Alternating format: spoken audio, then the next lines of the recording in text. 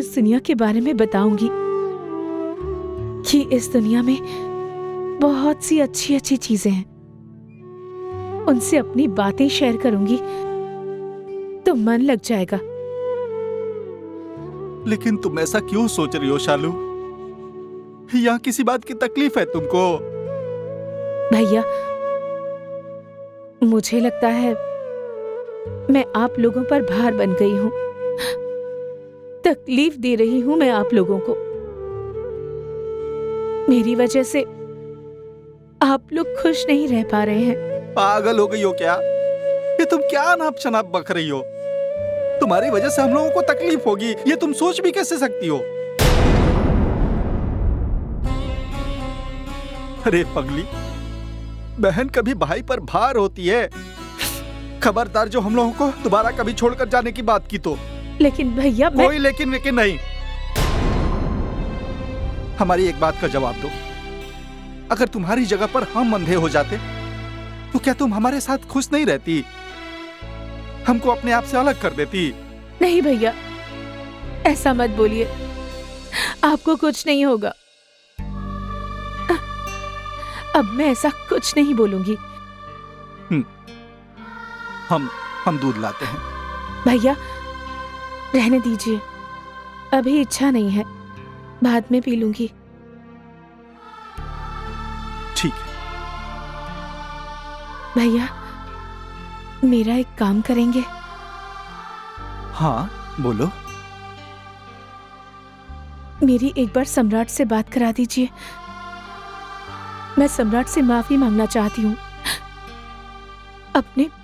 अपने गुनाहों का प्रायश्चित करना चाहती हूँ।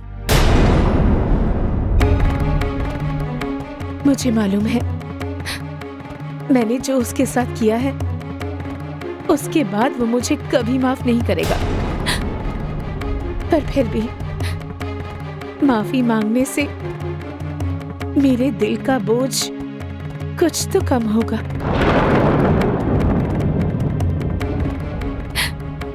भैया प्लीज एक बार मेरी फोन पर बात करा दीजिए ना, प्लीज करा दीजिए ना।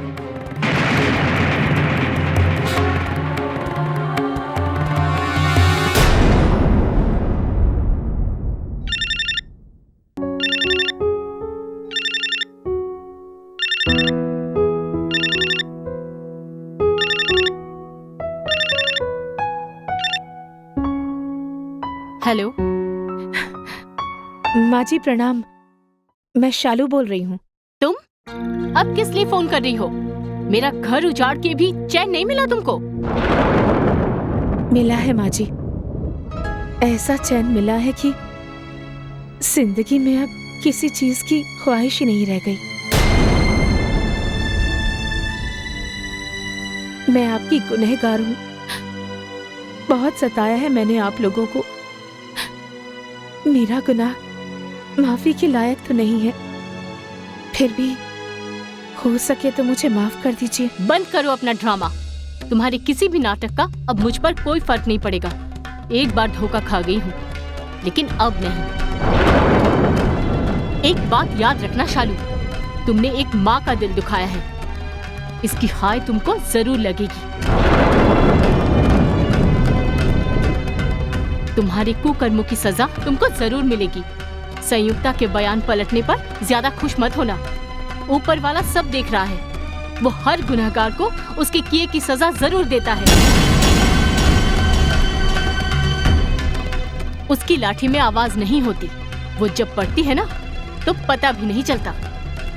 आप ठीक कह रही हैं माँ जी, एकदम पता नहीं चलता। मुझ पर ऐसी लाठी पड़ी कि मुझे आभास तक नहीं हुआ और मेरी दुनिया उजड़ गई।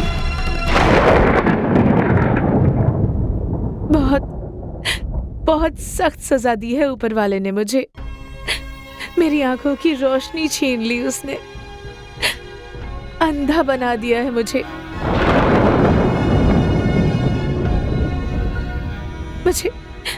मुझे माफ कर दीजिए माँ जी, मुझे माफ कर दीजिए। हेलो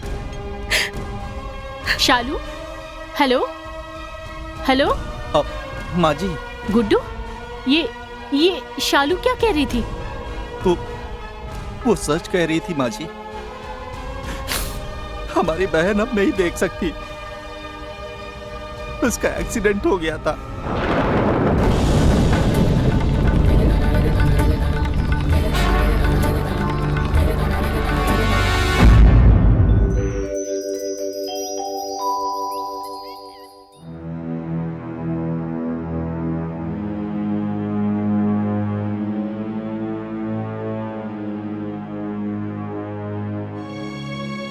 अरे माँ जी, आप यहाँ?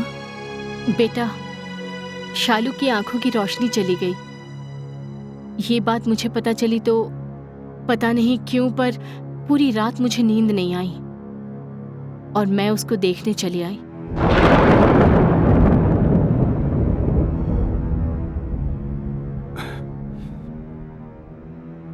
मैंने उसको बहुत बद्दुआ दी है, बहुत कोसा है, फिर भी मैं ये नहीं चाहती थी कि उसके साथ ऐसा कुछ हो।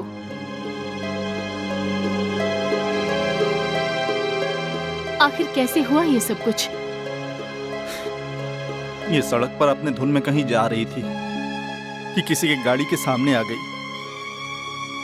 ये तो भगवान का शुक्र है कि जान बच गई, नहीं तो कुछ भी हो सकता था।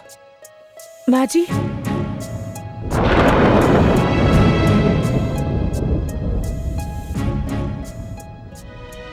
माँ जी सामने हैं। माँ जी, माँ जी, भगवान ने मुझे एकदम सही सजा दी है। मैं इसी लायक थी। इतना सब कुछ होने के बाद भी मैं पूजा के बारे में गलत ही सोच रही थी।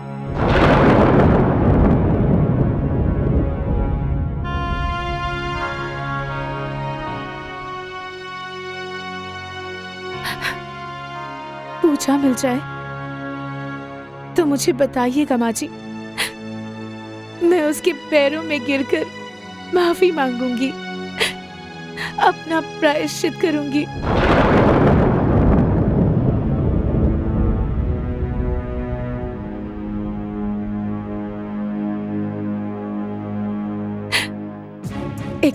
एक प्रार्थना है माँ जी, मेरे साथ कभी हमदर्दी मत दिखाइएगा। मैं आप लोगों की नफरत के ही लायक हूँ, नफरत के ही लायक हूँ।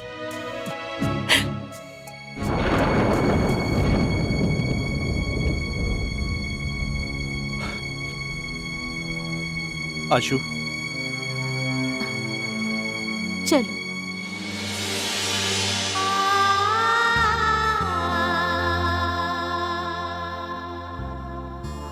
बेटा, ये ठीक तो हो जाएगी ना? इसकी आंखों का इलाज हो जाएगा ना? पता नहीं माँ जी, डॉक्टर ने तो कहा है कि इसकी आंखें अब कभी ठीक नहीं हो पाएंगी।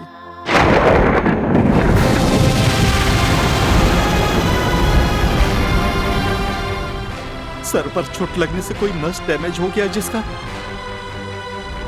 कोई इलाज नहीं है।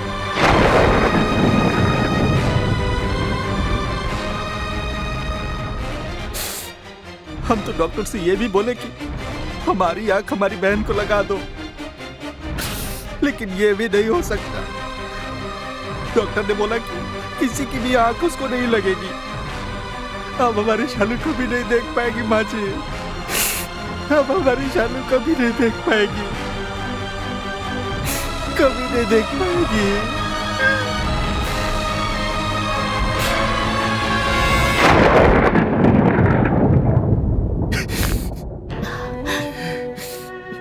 बेटा, तुम्हारा दुख मैं समझ सकती हूँ, पर अपनी स्थिति का जिम्मेदार कहीं ना कहीं हम खुद ही होते हैं। इतना दुखी मत हो, कोई ना कोई रास्ता जरूर निकलेगा।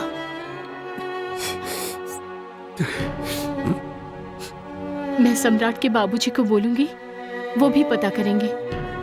जहां कहीं भी उम्मीद की किरण दिखेगी, हम शालू का इलाज कराएंगे, पूरी कोशिश करेंगे।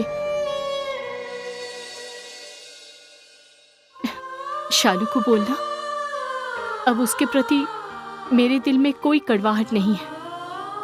मैं भगवान से प्रार्थना करूंगी कि उसकी आंखों की रोशनी जल्द से जल्द वापस लौट आए। तुम शालू का ध्यान रखना।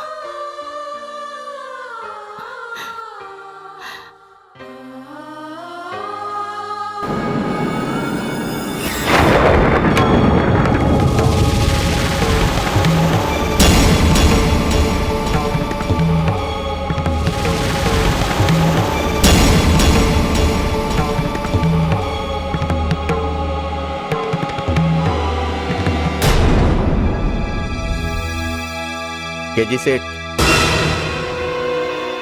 अशरफ, तुम यहाँ? हाँ सेठ। सेठ, आपके लिए मेरे पास एक बहुत ही अहम खबर है। अब ये खबर आपके लिए दुख का है या सुख का मुझे नहीं मालूम, लेकिन ये खबर है बहुत तगड़ी। जोर का झटका धीरे से लगेगा। क्या खबर है? ऐसे नहीं केजी सेठ, खबर है बहुत तगड़ी, तो माल पानी भी तगड़ा ही मिलना चाहिए ना, हर बार से 3 गुना ज्यादा। यानी कि 3000? दिमाग खराब हो गया क्या तुम्हारा? देखो अशरफ, मैंने तुमसे बोला था कि गुड्डू के संबंध में कोई भी खबर तुम मुझे दोगे, 1000 रुपए दूंगा। फिर मुंह क्यों फाड़ रहे हो तुम? खबर नहीं, ये खबर का बाप है। गुड्डू भैया की बहन शालू की खबर है ये।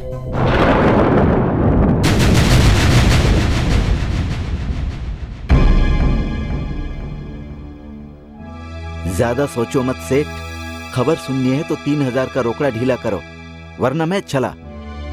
रुको, ये बताओ कि खबर क्या है?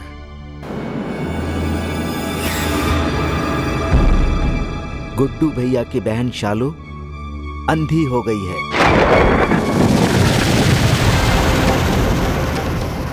क्या हुआ, होश उड़ गए?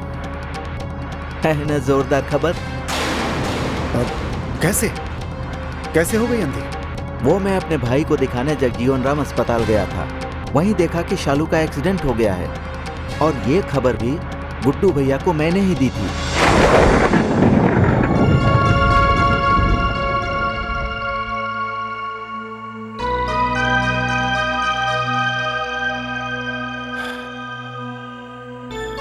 ये खबर पक्की है कि शालू अब देख नहीं सकेगी? भुने हुए आलू की कसम सेठ, यह खबर एकदम पक्की है, और डॉक्टर को यह कहते हुए अपने कानों से सुना है।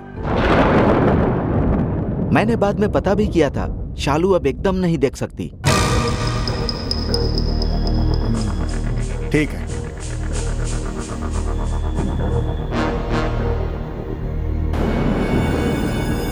तुम जाओ। सलाम सेठ।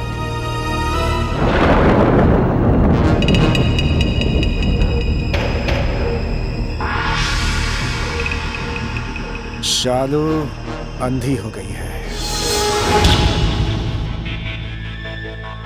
यह खबर मेरे लिए अच्छी है या बुरी, कुछ समझ में नहीं आ रहा है। कहीं शालू सब कुछ बता न दे।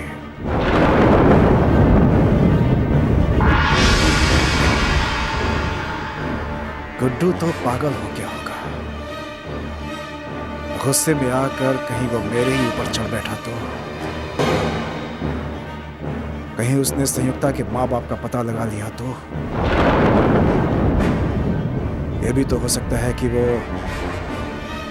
संयुक्ता को उठा लाए और जबरदस्ती उसका मुंह खुलवा ले। क्या करूं? खुद को बचाना है तो कुछ न कुछ तो करना ही होगा।